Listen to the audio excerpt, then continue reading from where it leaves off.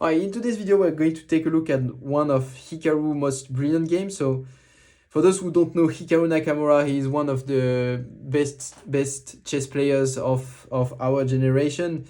At some point he was rated second best chess player in the world, just behind Magnus Carlsen. He was one of the only few chess players who have ever crossed the threshold of 2,800 ELO points.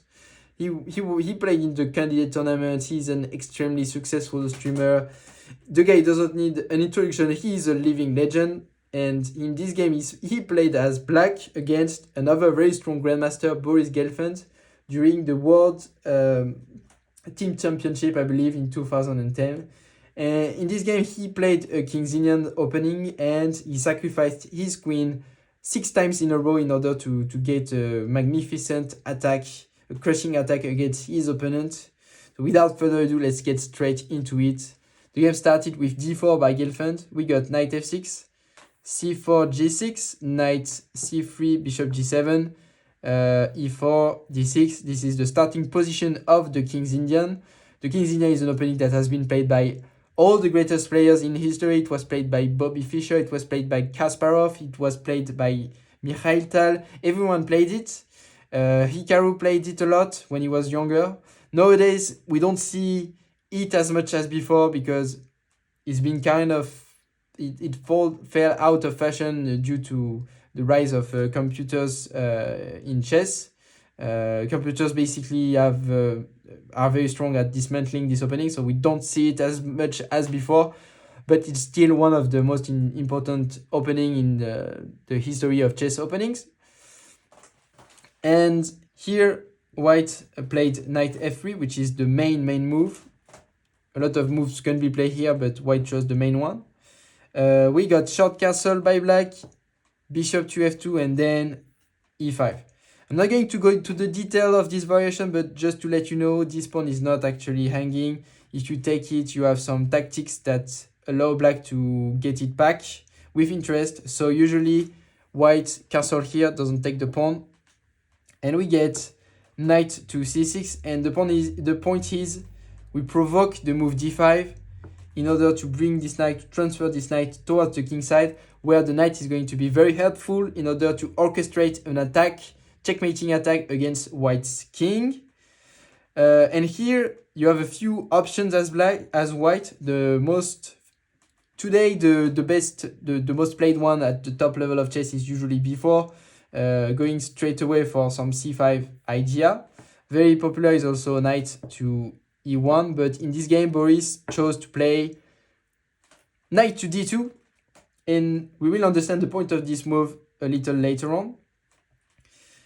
For now, we get knight to e8 by Hikaru. Now we get b4, the move I was talking about just before, by Gelfand, and f5 by Hikaru. Just to let you know, this is a very typical scheme that we see in the King's Indian all the time. White is always trying to push on this side of the board, orchestrating an attack against this pawn. And you are going to see in this game that white is going to put a lot of pressure against this pawn. While on the other side of the board, black is trying to push his pawn, he's trying to push f4, g5, he's trying to bring his knight towards the king in order to attack. We are going to see all of that and more in this game. Don't you worry, guys. I'm going to show it all to you. But right now, we get, after f4 by f5 by black, we get c5 by white, going for the d6 pawn. And now that the knight has allowed the pawn to go to f5, he jumped back to the f6 square, where it's placed better, and it's also putting pressure on the e4 square, so white has to play f3. And now we get f4. Now the center is locked. There is no more pressure against the e4 pawn. Black cannot capture the e4 pawn. He cannot initiate the opening of the f file, which means that black has to make something happen on the king side, and white has to make something happen here, where there is still pressure. So what we are going to see is a very typical situation of the King's Indian, where black is really pushing forward on the king side, trying to sacrifice pieces, trying to exchange pawns, trying to open up the lines here in order to attack the king, while white is trying to do the same on the queen side in order to promote a pawn and wreak havoc on the position of black. So now we get knight to c4, and we now see the point of putting the knight on d2. The point was to bring it to c4 for the knight to put pressure on the d6 pawn. So we have g5, kind of initiating the initiative on this side. And now a4, pushing the pawn forward. Knight to g6, again a very typical maneuver in the King's Indian. A bishop to a3, very typical. The bishop is going to help in putting pressure on the d6 pawn.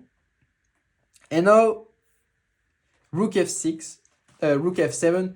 It's also a very typical move in the King's Indian.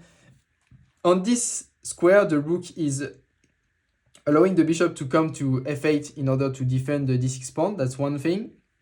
The rook is also keeping an eye on the c7 square, which will help in avoiding infiltration from the white pieces when this file open up later on in the game. And also, it could come to the g file or the h file in need in order to attack the king of the white king. So it's a very typical move. You see it very often in the King's Indian. We get b5, and white is really pushing forward, like advancing his army on the side where he is strong, trying to bulldoze black. And here, basically, Hikaru has no choice but to initiate the trade of the c pawn, because if you wait for too long, if you play something like h5, for example, then you let white take the pawn, and you are going to be in trouble. Like white is going to grab that pawn, and they are going to infiltrate your camp, and it's going to be game over very quickly, which really goes to show that this opening is extremely sharp, and one move can change the course of the game entirely, which is one it's also very popular because it leaves a lot of chances for black to win. So yeah, but you have to be very precise. Hikaru takes the pawn, and Gelfand takes it back. And now we get h5 by Hikaru, still trying to march forward on the king side. a4 by Gelfand. g5, and now we can see that we are starting to put a little bit of pressure on the white king. But white has arrived on the queen side, and now he's asking us a question. He's attacking the c7 pawn and the a7 pawn, and asking us, okay, what are we doing here? Do we take the pawn? Do we leave it like this? What's happening? But Hikaru simply doesn't care. He keeps marching forward, and he plays g3. He's here to prove a point. He's here for a fight. He wants to checkmate white's king. He doesn't care what's going on here, and he's just moving forward. And here, what do you do? Okay, you might see that and go, oh, but what if I just push the pawn forward? This is nicely locked up. So it doesn't look like this pawn is weak. It's preventing any further advancement. But the problem here is that you can actually sacrifice your bishop. Does it work in this precise situation? Yeah, it works here. You just take the bishop, and if you take that pawn, we simply slide the queen one square on c8, and we attack this pawn. And what you do here, you have actually no way of defending that pawn. If you go king to g2, you allow knight to h4 check. And what do you do here? You have no defense. Basically, your king is stuck in the corner, and you have to get back, and the queen is coming in, and everything is falling apart. You have to sacrifice the rook probably in order to survive even one more move, and you're going to get checkmated no matter what you do. So you actually cannot lock the position like this. It's actually not possible. You have to allow black to keep moving forward, and this is why instead of playing something like g3, he played king to h1, which is another way to make it's a way to make room for white pieces to come to the defense of the king. And now we get bishop to f8, trying to exchange this bishop, and as I was saying, keeping an eye on the d6 square. But here, very smartly, Gelfand plays d6. But Hikaru had anticipated this, and he plays pawn take. And his idea is that if you take with the pawn, then Hikaru is going to take this rook. It's going to divert the queen away from the square, and he will be able to recapture. So you don't really want to take it, and you cannot really take it with any of these pieces yet. So strangely enough, the best move here is simply to drive the bishop back and defend this pawn, and allow this pawn is pinned anyway, so it's going to be captured at some point. But you just allow black to do that for one move. But here Hikaru goes straight for the throat and plays knight to h4. But it looks like, okay, knight to h4, that looks dangerous, but nothing is really happening. It's only one knight attacking the pawn. And probably e4, I can simply do my thing and bring my rook to e1. But here Hikaru goes for the throat directly, and he sacrifices the knight. This is the first sacrifice of the game. There are going to be many sacrifices. And here what do? The problem is that if you take that knight, if you allow this, then we'll get probably a rook to g7, and this king looks very suspicious here. And if you try to prevent anything from happening by pushing the pawn, then here simply queen to d7, and who is stopping you from getting to that pawn? Nobody. This pawn is going to die, and your king is going to die with it. You cannot stop the queen from infiltrating and checkmating you. So this knight is actually, you cannot really take it. It's very dangerous to take it. So he didn't. He took the pawn first, attacking the queen. And now this is the moment of the game where Hikaru sacrifices his queen for 6 moves in a row. It's not really, he doesn't really sacrifice it every move, but the queen is hanging and can be captured for 6 moves in a row. And this starts with Hikaru capturing the rook first. Alright, why did he do that? If you just take the queen and make another queen, I don't have another queen, so I'm going to leave this pawn here. Well, you get checkmated in one. Oops. So you don't do that because you don't want to get checkmated in one. But if you take the pawn, the knight, then it's also checkmate in one. Oops, never mind. This rook is not here. My apologies. But the point stands. He actually took the knight in this game. He took the knight, and now what do we do? Hikaru plays pawn to g2, and he's trying to get the king out of this square into the open in order to hunt it down. So you have no choice but to take the pawn. There is no other legal move here. The queen is still hanging, but then Hikaru delivers a check. And again, what do you do? If you go to the f file, then you get checkmated in a few moves after bishop here check, king here, and queen to d4 check. And here you have to sacrifice the knight, and it's basically checkmate on the next move. So you cannot go on the f file. If you go here, it's the same. You have to go back to h1. But now this file is open, and your king is in great danger. And Hikaru lets his king hang one more move by playing bishop to h3. Of course, you guys should see now that if you take the queen here now, it's going to be checkmate just like before. So Gelfand tries to defend and brings his bishop back, and now we get the most beautiful move of the entire game. The bishop is here. If you want to pause the video and try to find the amazing move that Hikaru found and that allowed him to win the game, please feel free to do so. I'll give you a second.